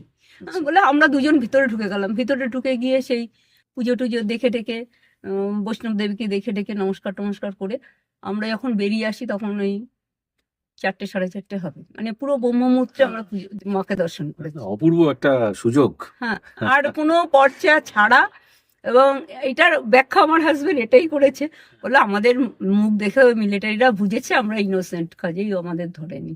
আচ্ছা, আচ্ছা, উনি ওনার মতো ব্যাখ্যাটা করেছেন। দেখুন, সেটা যে হতে পারে না তা না, তবে এই যে মনে হওয়া, এই যে মানুষের ভাব পরিবর্তন, হ্যাঁ, এখানে ঈশ্বরের নিয়ন্ত্রণ থাকে। এই ভাব পরিবর্তনটা কিন্তু তারই করা। হ্যাঁ, বলছে আমাদের মুখ দেখেই মিলিটারিরা বোঝে ওরা কাদের ধরবে, কাদের। কত ছেলে দেখছি দাঁড় করিয়ে রেখেছে, মানে এবং দেখুন, ওই ভদ্রলোক যার সঙ্গে দেখা হয়েছিল, তিনি এভাবে নেমে আসলেন, আপনাদের বললেন, উনি অতদূর গিয়ে তো দেখলেন না। না, ভদ্রমহিলা উনি দেখে আসলেন, না, ওনাকে আটকে দিল। কুমারী অব্দি গেছে, তাহলে দেখুন অবস্থাটা। নেমে এসছে, আর যায়নি, আমরা যাইনি। তারপরে আমরা গেছি। এইরকম ঘটনা যদি ঘটে, তাহলে মানুষ চিন্তা করবে না কেন? এবং ঈশ্বর যে আছেন, সে কল্পনাটুকু করতে দোষ কোথায়? তো যাই এবং হোক, ওখান থেকে আমরা দেখে, তারপরে আমার হাজবেন্ড বলে চলো আগে কিছু খাই, কফি টফি খাই। কফি খেলাম। কফি খেয়ে আবার ওই জয় মাতাজি করতে করতে আস্তে আস্তে নামলাম। তাড়াহুড়োর তো কোনো ব্যাপার নেই, আস্তে আস্তে আস্তে আস্তে করতে করতে প্রায় 9টা 9:30 নাগাদ নামলাম। তখন আমি বললাম আর পারছি না, নেমে আমাদের এবার হোটেলে যাওয়ার জন্য অটো করে। তারপর অটো করে হোটেলে আসলাম। হোটেলে এসে ওরা সাথে সাথে বললাম গরম জল দাও। গরম জলে আমি তো মানে পা চুবিয়ে রেখে দিলাম। এখানে তারপরে রীতিমতো হোটেলের মধ্যে যারা ইয়ে করে আর কি, ছেলেদের ওই যেটাকে বলে গা ম্যাসেজ করে, সেই লোকজনও ঘুরে বেড়ায়, হাত পা না টিপে দেয়। না না, আমরা ওই পা শুধু গরম জলে পা চুবিয়ে রাখলাম। আমার হাজবেন্ড কিছুই করেনি। তারপরে আমি ব্যথার ওষুধ খেলাম। হুম। আমার হাজবেন্ড তাও খায়নি, বললো ও ঠিক আছে। আমি এরপরে সত্যি এটা অলৌকিক ঘটনা, সত্যি এটা ব্যাখ্যার উপরে। এরপরে বলছি আমি বৃন্দাবন গেছিলাম 2018-তে।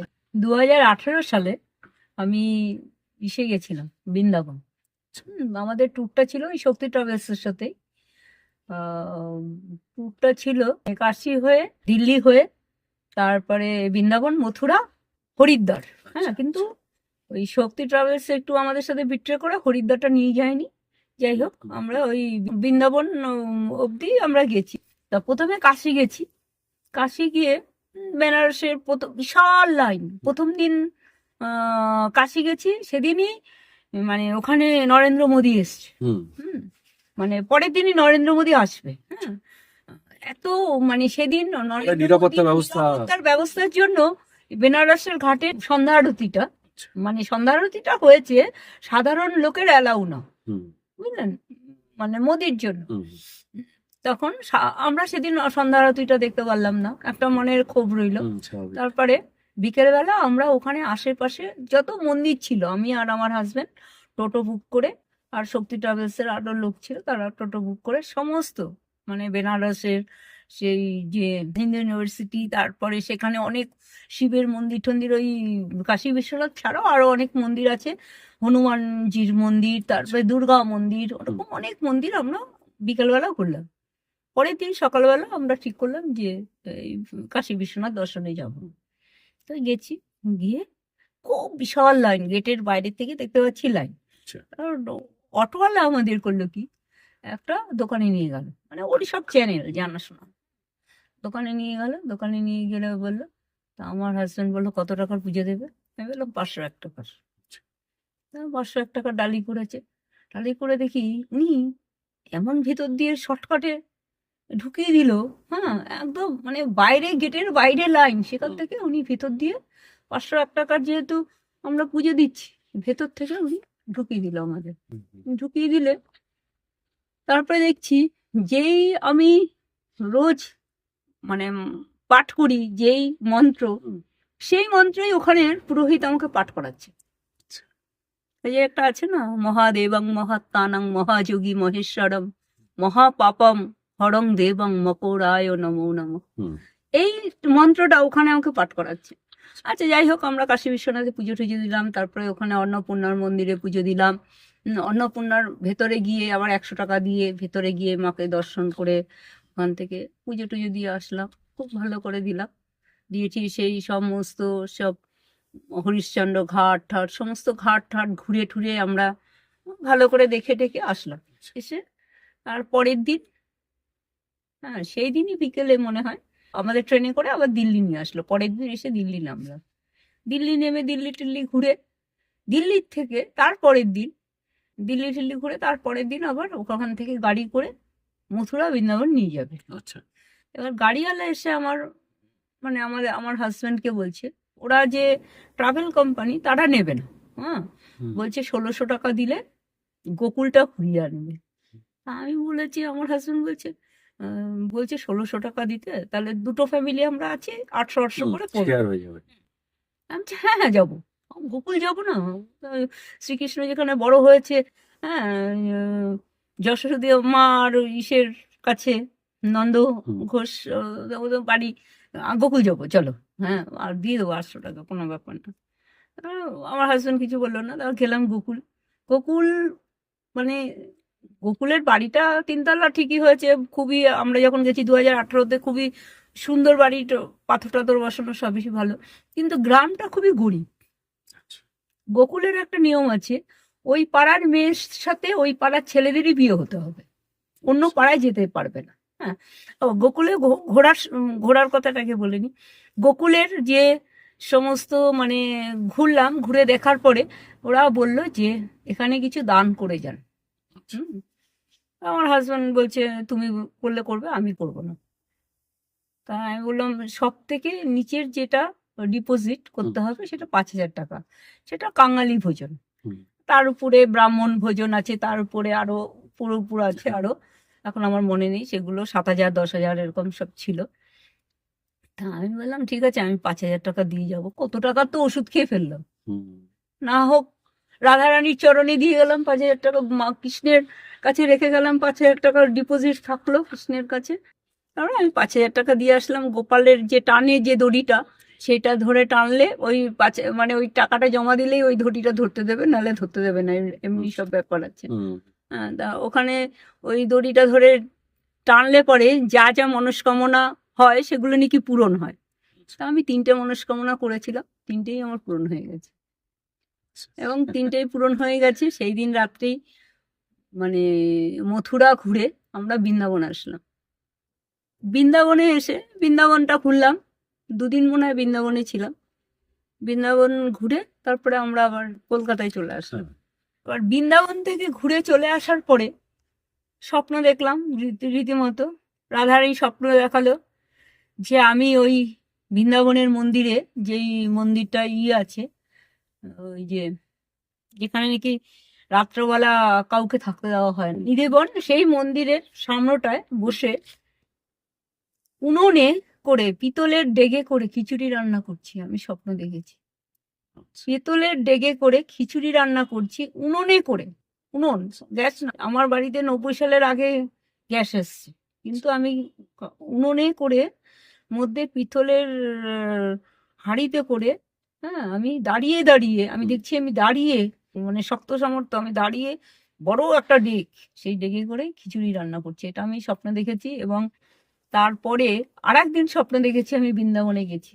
আমার হাজবেন্ডকে বললাম, তো বললো ঠিক আছে আবার আমরা যাব। হুম। তো আর ও তো চলে গেল। তারপরে লকডাউন, তারপরে 2019-এ আমার ছেলের বিয়ে হলো, 2020 থেকে লকডাউন হলো, হুম। তারপরে 21 গেল ওরকম ডামাডোল, 23-এ আমার হাজবেন্ড মারা গেল জানুয়ারি মাসে। আর বৃন্দাবন যাওয়া হয়নি। কিন্তু এখানে এই যে আপনি স্বপ্নটা দেখলেন, স্বপ্ন দর্শন, যে নিদুবনের ওই জায়গাটায় আপনি শক্ত সামর্থ্য, মানে আপনার শারীরিকভাবে এই এখন কষ্টটা নেই, দাঁড়িয়ে রান্না করছেন, গ্যাসে কিন্তু নয়, উনুনে। কাঠের উনুনে। এখানে কিন্তু আরেকটা ব্যাপার উঁকি দিচ্ছে, সেটা কিছু নয়, সেটা হলো যে হয়তো জন্মান্তরে ওই জায়গার সঙ্গে আপনার কোনো যোগাযোগ ছিল, আপনার হ্যাঁ। ভূমিকা কিন্তু সেটাই ছিল। এটা তো মনে হয় একটা সাধারণ ব্যাপার নয়, যে একটা স্বপ্ন দেখলাম, আপনি বাড়িতে রান্না করেন সেখানেও করছেন, কিন্তু গ্যাসে রান্না তো করছেন না, না, যেটা পুরোনো যুগে যেভাবে রান্নাটা করা হতো সেভাবে সেই দর্শনটা খুব। আমার এমনও মনে আছে, ডেকটা পিতলের, হাতা যেটা দিয়ে আমি নাড়ছি সেটাও পিতলের, দাঁড়িয়ে নাড়ছি, এটা দেখেছি। এবং তারপরে আরেকদিন স্বপ্ন দেখেছি, টোটো করে আমি সেই, আমরা যেরকম বৃন্দাবনের মন্দিরগুলো সব টোটো গাড়ি করে ঘুরতাম, সেরকম টোটো করে সব বৃন্দাবনের মন্দিরগুলো ঘুরছি।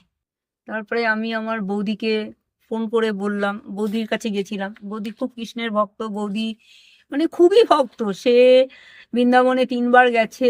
এবং কার্তিক মাসে, দামোদর মাসে একদম মাথায় তেল দেয় না, বিছনায় ঘুমায় না, বৌদি মেঝেতে মানে কিছু কিছু সাধন পেতে, করে। হ্যাঁ, একদম ওই গোপালকে রান্না করে দেবে যেটা সেটাই খাবে, এরকম করে বৌদি।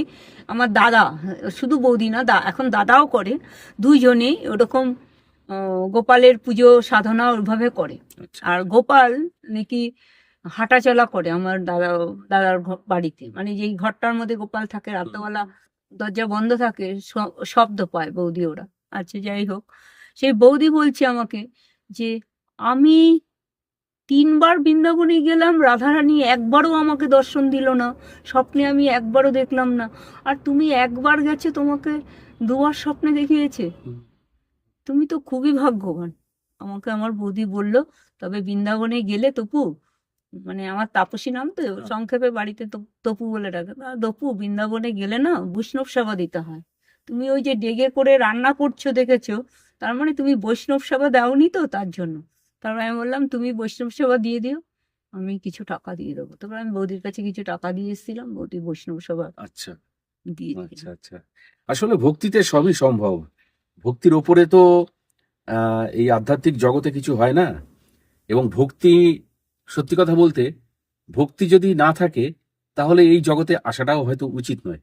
কারণ ভক্তি দিয়ে যা পাওয়া যায়, যুক্তি দিয়ে বা প্রমাণ চেয়ে সে সমস্ত কিন্তু উপলব্ধিতে কোনো দিনই আসে না। তাই হয়তো ভক্তিহীন মানুষ চিরকালই প্রমাণ খুঁজে বেড়ান কোথায় ঈশ্বর, আমার তো ঘটেনি। কিন্তু আমার তিনি যদি নিজেকে প্রশ্ন করেন আমার ভক্তি মার ছিল খুব কি নেই। ইচ্ছে ছিল বৃন্দাবন যাওয়ার, কিন্তু মা বৃন্দাবন যেতে পারেননি। আগেকার দিনে তো অবস্থা খারাপ ছিল। আর মা খুব মানে বৃন্দাবন যাওয়ার জন্য খুব আকুলি বিকুলি করেছে। মাকে হয়তো রাধারানী টানেনি, যাই হোক। তা মা একদিন স্বপ্ন দেখছে, এটা আমার মায়ের স্বপ্ন বলছি। আমার মা দীর্ঘদিন প্রায় ৩৯ বছর মারা গেছেন। এটা মায়ের স্বপ্ন বলছি, আমার বিয়ের আগের কথা বলছি। একদিন মা স্বপ্ন দেখছেন, মা খুব অসুস্থ থাকতেন, মানে মার ছিল শ্বাসকষ্ট, মা খুব অসুস্থ থাকতেন। তা একদিন মা স্বপ্ন দেখছেন যে আমাদের বাড়ির মানে একটা বাড়ির পরেই রাস্তা, এরকম মেইন রাস্তায় মা দাঁড়িয়ে আছে। হ্যাঁ, ওই 10টা 11টা হবে টাইম হয়তো। তখন দাঁড়িয়ে আছে, তখন দেখছে উপর থেকে একটা রথ নেমে আসছে। একজন বৈষ্ণব একজন বৈষ্ণবী, তারা ওই করতাল বাজিয়ে বাজিয়ে গান করছে। গান করতে করতে উপর থেকে আস্তে আস্তে নেমে আসলো রথটা। নেমে এসে মার কাছেই জিজ্ঞাসা করলো, যাবি চল। মাকেই জিজ্ঞাসা করছে, মা স্বপ্নে দেখছে, মাকে জিজ্ঞাসা করছে যাবি চল। তখন মা বলল যে কোথায় যাব? তখন বলছে চল স্টেশন অব্দি চল।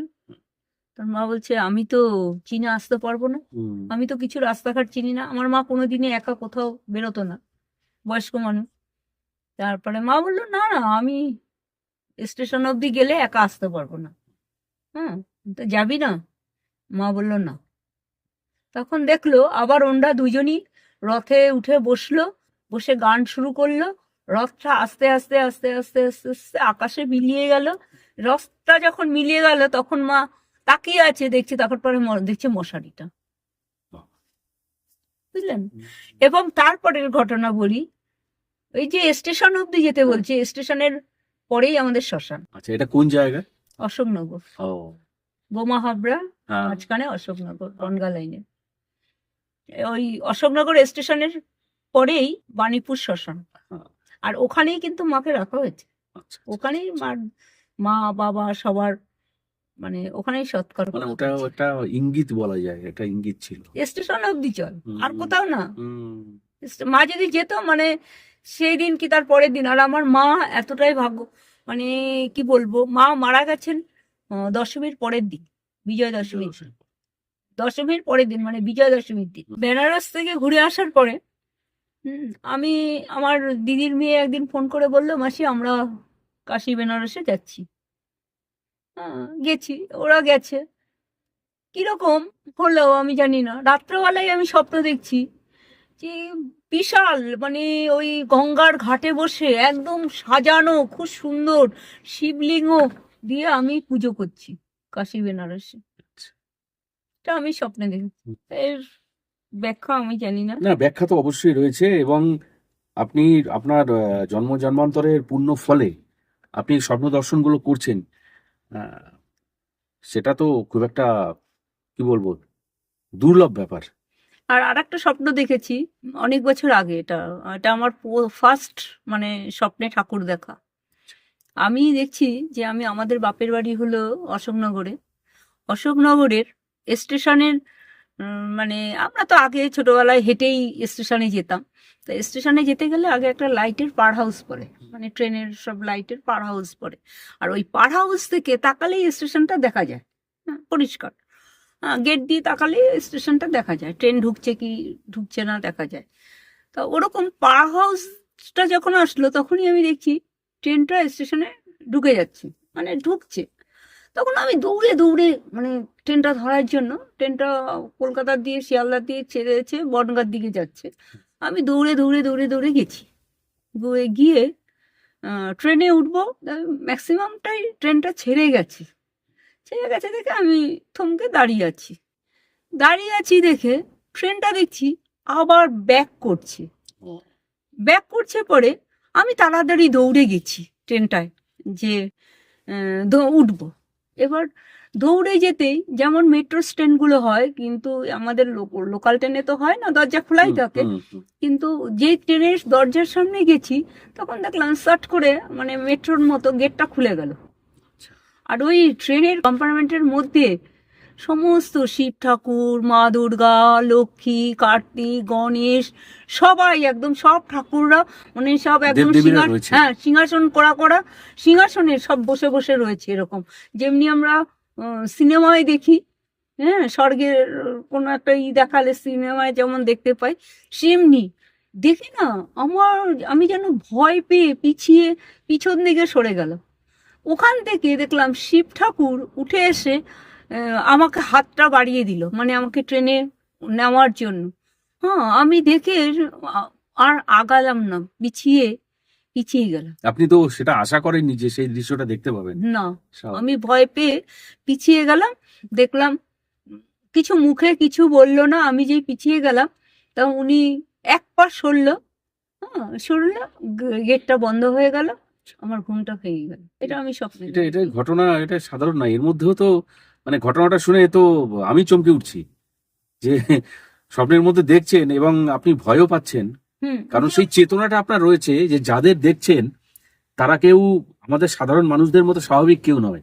এটা স্বপ্নের মধ্যে আপনার কিন্তু এই জ্ঞানটা রয়েছে এবং সেই কারণে আপনি কিন্তু আর উঠলেন না। না, পিছিয়ে গেলাম। সুতরাং এটাকে তো সাধারণ বলা যায় না, এই কারণেই বলা যায় না। আপনি সৌভাগ্যবতী অবশ্যই সেই দিক থেকে বলতে গেলে। 2025-এ হুম। আমার নি রিপ্লেসমেন্ট হয় মে মাসে 3 তারিখ। 2 তারিখ মনে হয় ভর্তি হলাম, 3 তারিখে নি রিপ্লেসমেন্ট হয়েছিল বেলভিউ নার্সিং হোমে।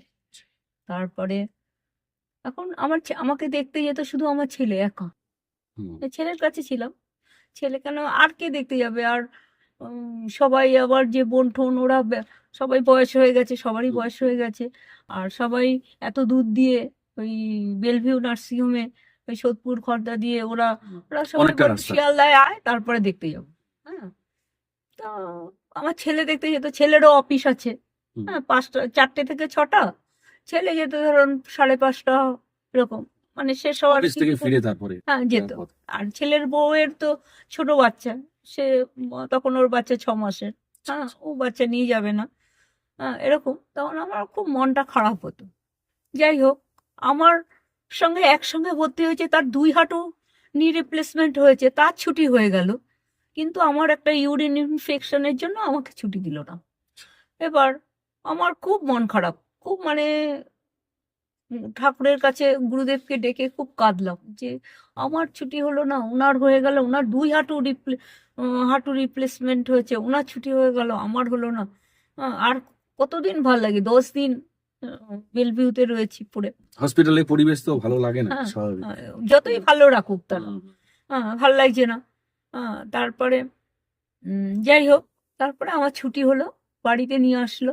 একদিন পরেই খুব হাঁটুতে যন্ত্রণা হচ্ছে রাত্রবেলা। বাড়িতে আসার পর। হ্যাঁ, বাড়িতে আসার পর যেদিন বাড়িতে আসলাম সেই দিনও হাঁটুতে যন্ত্রণা হলো। তখন আমার ছেলে আমাকে বলেছে, মা তুমি আমাকে কল করবে, তোমার যা অসুবিধা হবে তুমি আমাকে কল করবে। যেদিন বাড়ি আসলাম সেদিনই, মানে ওখানে তো অনেক রকম ইঞ্জেকশন দিয়ে রাখতো। আর যেদিন আসলাম সেদিনই ইঞ্জেকশন থেকে সব মেডিসিনে নিয়ে আসলো। হ্যাঁ, মানে ইঞ্জেকশন কে দেবে? তো আমার ছেলে আমার জন্য নার্স রেখে দিয়েছিল, সেটা সকাল 8টা থেকে মানে সন্ধ্যা 8টা অবধি। সন্ধ্যা 8টা অবধি করতো না, ও সন্ধ্যা 6টায় চলে যেত। যাই হোক, তা বললো রাত্রকু তুমি থাকবে, আমরা তো আছি। হ্যাঁ, যদি তোমার কোনো দরকার হয় আমাকে কল করবে। আমারও তো, আমি মা ভাবি যে ছেলেটা সারাদিন খেটে এসে একটু ঘুমাবে, আবার ওকে জ্বালাবো। হ্যাঁ, তা এরকম একদিন প্রথম দিন ওকে ডাকলাম যে আমি ঘুমাতে পারছি না, এসিটা চালিয়ে দে। এসিটা চালিয়ে দিয়ে গেল, তোমার কিছু জল লাগবে, কিছু লাগবে? আমি বললাম না লাগবে না, তুই যা। চলে গেল। পরের দিন এরকম খুব পায়ে যন্ত্রণা করছে।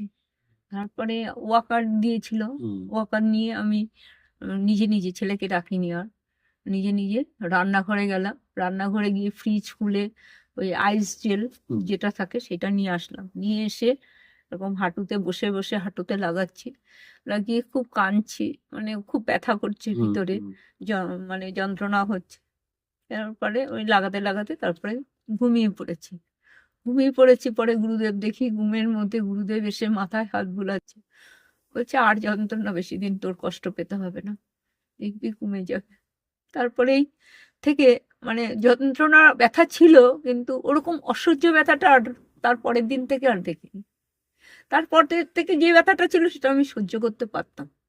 জীবনের যে মুহূর্তগুলোতে আপনার চরম অবস্থা এসছে, সেটা শারীরিক তখনই কষ্ট, গুরুদেব মানসিক এসছেন। কষ্ট, তখনই উনি এসছেন। গুরুদেব তখনই এসছেন, এটা একদম এটা তো আপনার প্রত্যেকটা ঘটনাতেই আমি দেখলাম। হ্যাঁ, গুরুদেব একদম আসছে। এরকম আরো অনেক অনেক ঘটনা আছে গুরুদেবের, সেগুলো আমি বলতে চাই না। ছোটবেলায় আমাদের বাড়িতে মানে আমার দিদিমার গোপাল ছিল, মানে আমাদের দিদিমার বাড়িতে মানে মায়ের বাপের বাড়িতে রাধাকৃষ্ণের মন্দির ছিল।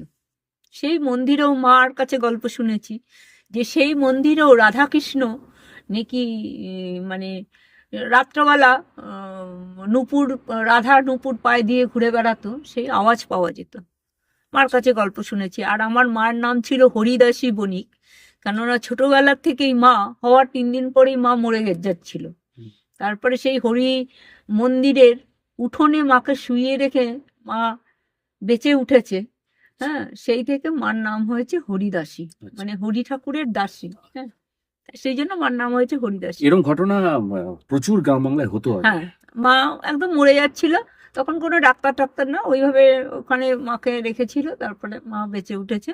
তারপরে যাই হোক, ওই দিদিমার সেই গোপাল, ওই যে কি বাংলাদেশের যুদ্ধের সময়, 71-এর যুদ্ধ। হ্যাঁ, যুদ্ধের সময় চুরি করে নিয়ে যায়। হ্যাঁ, চুরি করে নিয়ে একটা ওই যে ধানের জমির আলের মধ্যে ওটা দেখেছে পিতলের, সোনা না, ভেবেছিল সোনা। হ্যাঁ, এরকম কোপ আছে গায়ে, কুপিয়ে দেখেছে যে সোনা কি ইসের। হ্যাঁ, সেই গোপাল আমাদের বাড়িতে এখনো আছে। তা গোপাল দিদিমাকে স্বপ্ন দেখিয়েছে আমাকে মাঠে ওখানে ফেলে রেখে এসছে, আমাকে নিয়ে আয়। বুঝলেন? তা সেই গোপালকে দিদিমা গিয়ে সেই মাঠের উপর থেকে, সেখান থেকে যেখানে স্বপ্ন দেখিয়েছে সেখান থেকে কুড়িয়ে নিয়ে এসছে। সেই গোপাল বাংলাদেশ পার হয়ে মানে কলকাতায় এসে আমাদের বাড়িতে আছেন, এখনো রয়েছেন। হ্যাঁ, সেই গোপালকে একদিন ছোটবেলায় আমি মানে আমি পুজো করতাম, মা রান্না বান্না করতো, অত কাজ করতো, মা সন্ধ্যাবেলা আনিক টানিক করতো, রাত্রেবেলার পুজো মা করতো, আমরা দুপুরে পুজো করতাম। তা দুপুরবেলা পুজো করতে করতে আমার কি খেয়াল হলো যে রোজই তো গোপালকে চান করাই, একদিন না হয় চান না করালো। আমাদের তো কত জ্বর জারি হয়, আমরা চান করি না।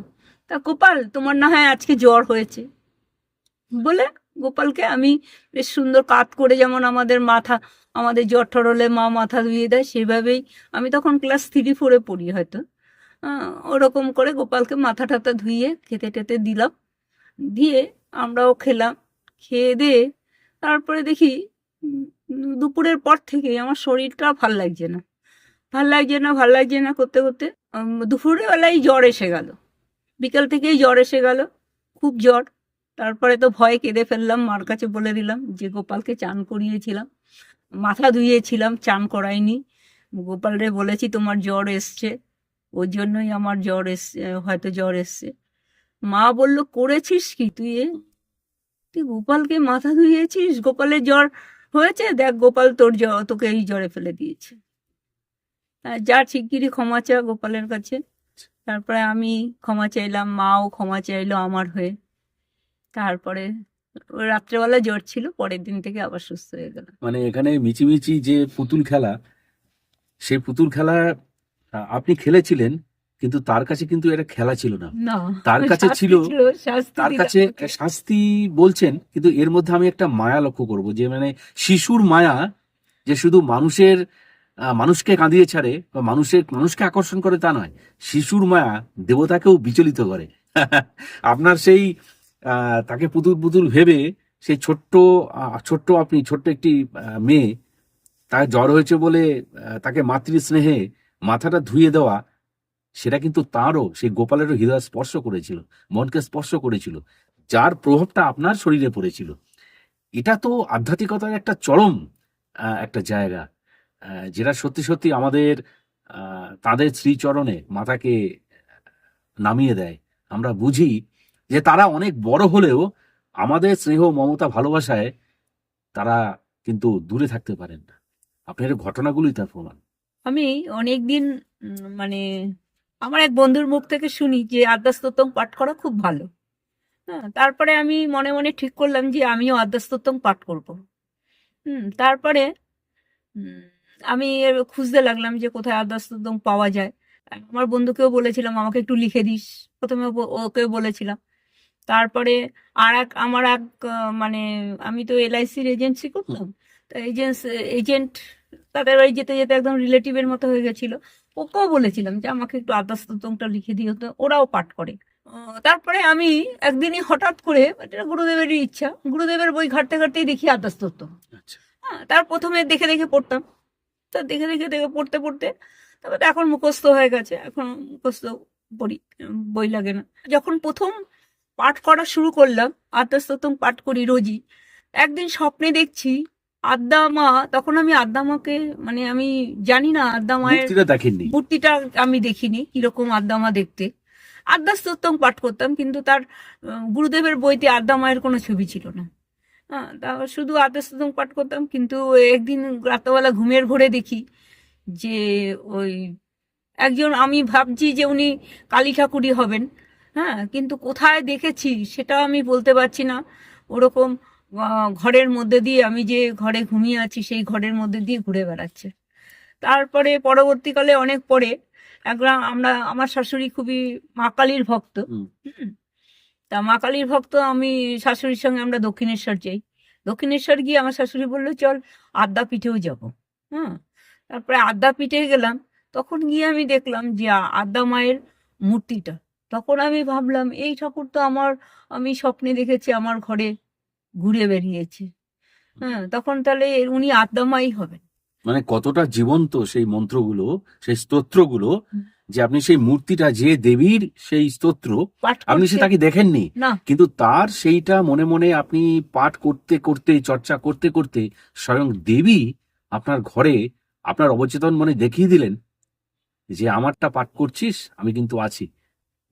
তারপরে সেই এখনো প্রতিদিন প্রতিদিন সকালবেলা আমি স্নান করে এসে, আর এটা আমি বলছি, আমি আগে কোনোদিন মানে ঠাকুর পুজো করার, আমার শাশুড়ি বেঁচে থাকতে ঠাকুর পুজো করার মতো আমার সময় ছিল না, মানে সময়ও ছিল না। আর আমার শাশুড়িই পুজো করতেন। আমি শুধু ওই আমার ঘরে একটা গুরুদেবের ছবি ছিল, আমি এসে ওই চান করে এসে গুরুদেবকে গুরু বন্দনা করতাম, গুরুদেবকে নমস্কার করতাম, ব্যাস ওইটুকুই। আর আদ্যাস্তোত্রমটা তার অনেক পরে আমি শুরু করি। যাই হোক, কিন্তু এইসব যে স্বপ্নগুলো, গুরুদেব বলেন বা যে কোনো ঠাকুর দেবতা বলেন, অবশ্য ঠাকুরটা আমি ওই ঘরটা পাওয়ার পরেই, আমাদের বাড়িতে এমনি হয়, মানে পুজো আশ্রার খুব চল আছে। আমাদের বাড়িতে প্রতিষ্ঠিত গন্ধেশ্বরী, মা গন্ধেশ্বরী এবছরও হয়েছে।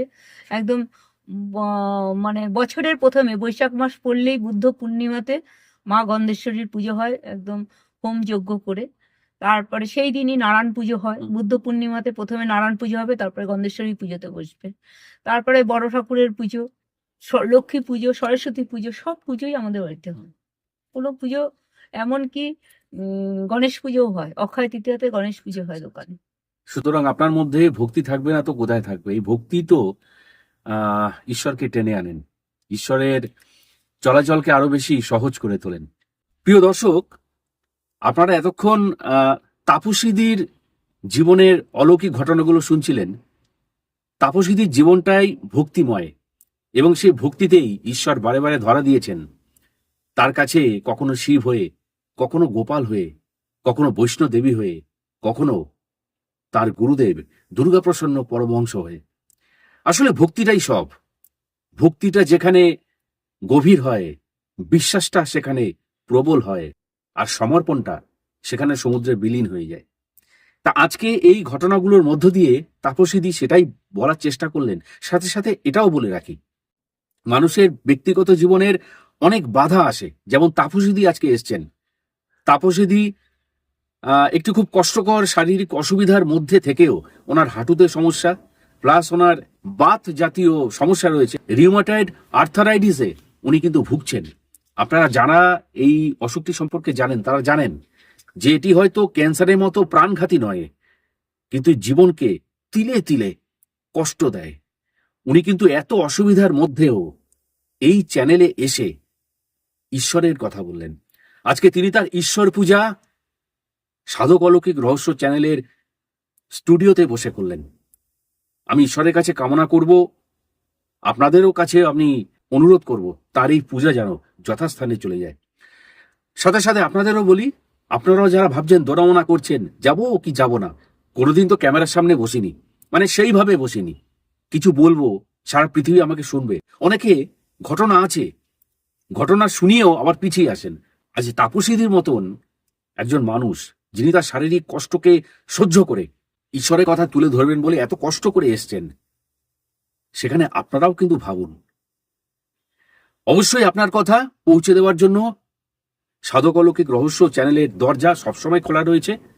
মনে ভক্তি, বিশ্বাস, শ্রদ্ধা নিয়ে যদি মনে করেন আপনাদের দৈব অলৌকিক ঘটনা শেয়ার করবেন এই চ্যানেলের মধ্য দিয়ে, তাহলে 9875585972 এই হোয়াটসঅ্যাপ নাম্বারে যোগাযোগ করবেন ভয়েস মেসেজ করে, শুনে নিয়ে আপনাকে জানাবো। তাহলে আজকের মতো বিদায় নিচ্ছি। আমি তাপসীদির সুস্থ জীবন, সুস্থ মন কামনা করে, তার দীর্ঘায়ু কামনা করে, তাকে অজস্র ধন্যবাদ, কৃতজ্ঞতা জানিয়ে আজকের মতো বিদায় নিচ্ছি। নমস্কার। নমস্কার।